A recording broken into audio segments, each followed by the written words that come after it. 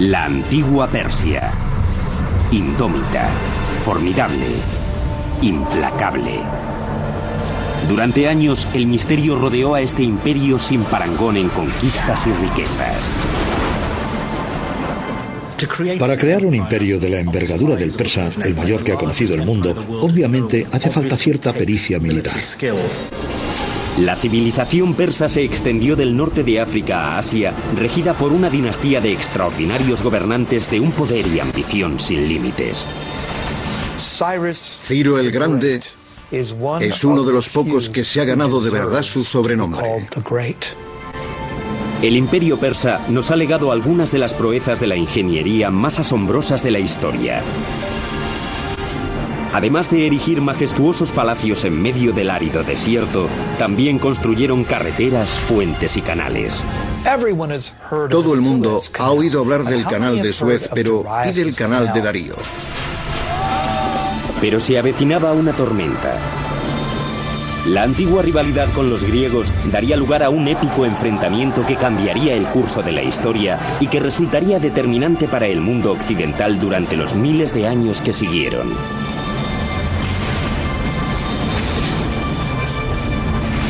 La construcción de un imperio, los persas. Corría el año 330 a.C.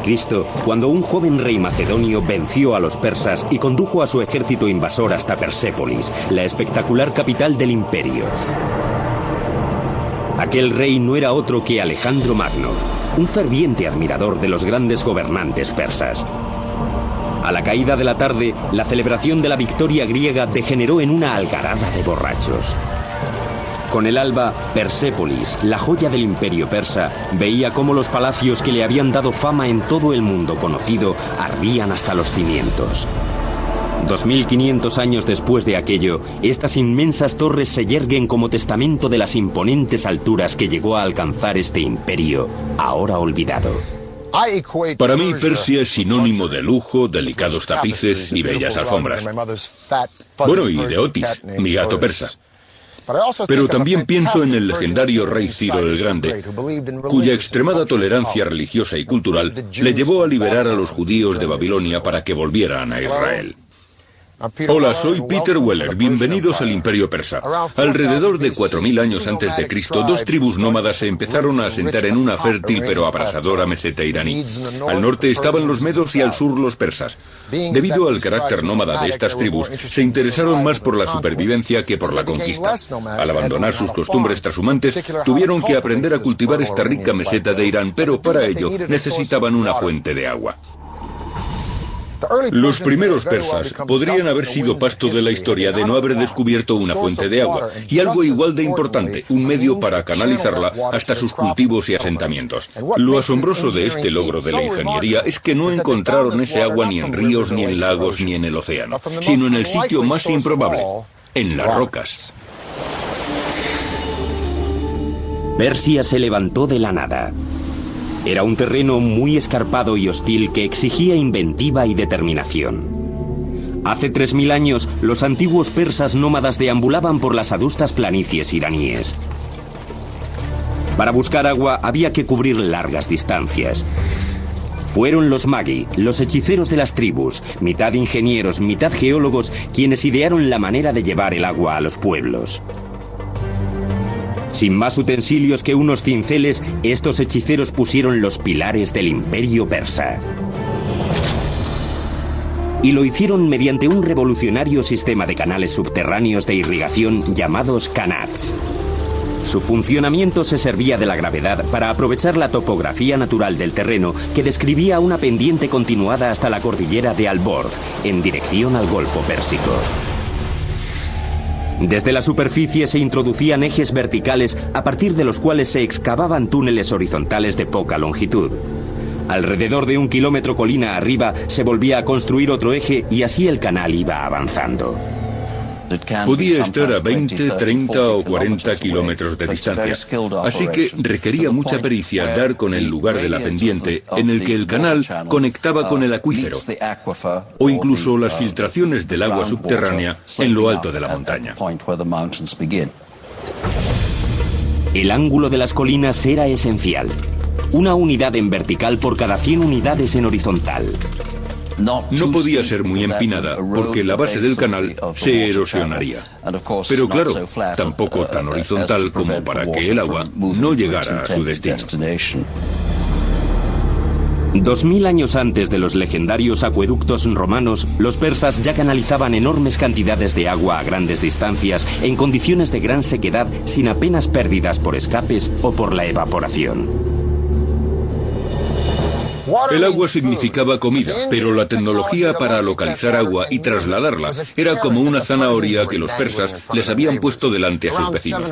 En el año 700 a.C., todas las tribus se guiaban por una figura legendaria llamada Aquemenes, el fundador de una gloriosa dinastía, una dinastía que prosperó gracias a un hombre al que me hubiera gustado conocer, Ciro el Grande. Ciro creó y custodió un imperio gracias indudablemente a su astucia militar, pero también era un genio de la política, un gobernante eficiente y benévolo. Los historiadores le consideran un humanista, los judíos un Moshiach, y su propio pueblo le llamaba padre. Incluso los jónicos a los que conquistó le tenían por un legislador justo y un digno mandatario. Ciro el Grande llegó al poder en el año 559 a.C. Era el principio de la dinastía aqueménida. Su reinado cambiaría para siempre el curso de la historia y redefiniría la arquitectura como tal. Si uno piensa en los personajes de la historia que más han influido en nuestro mundo, Ciro el Grande es uno de los pocos que merece entrar en esa categoría. Es uno de los pocos que merece ser llamado el Grande. El imperio que Ciro regía fue el mayor que habían contemplado los antiguos. Puede que el mayor de toda la historia.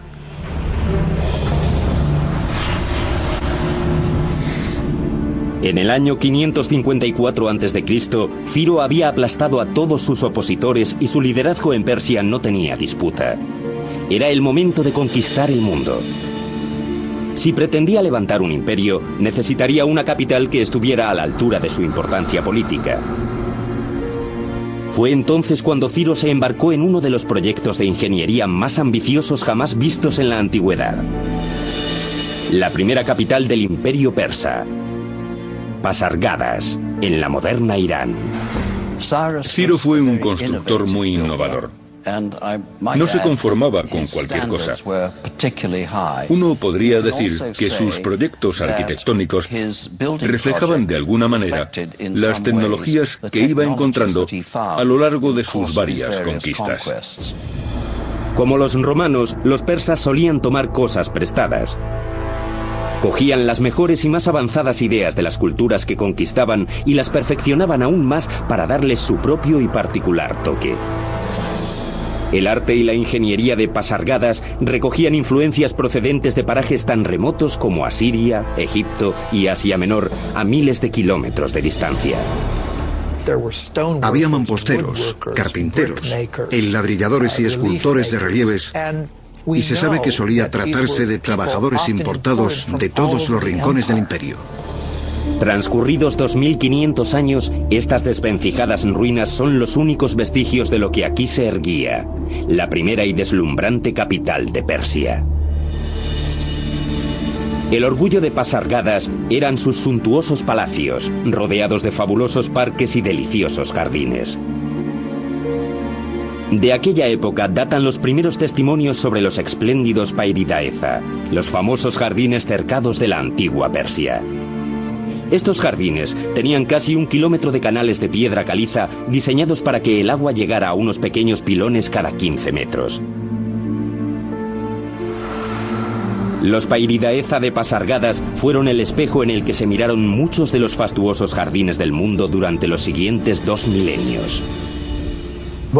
Lo que más distinguió a los Pairidaeza fue la aplicación de los diseños geométricos.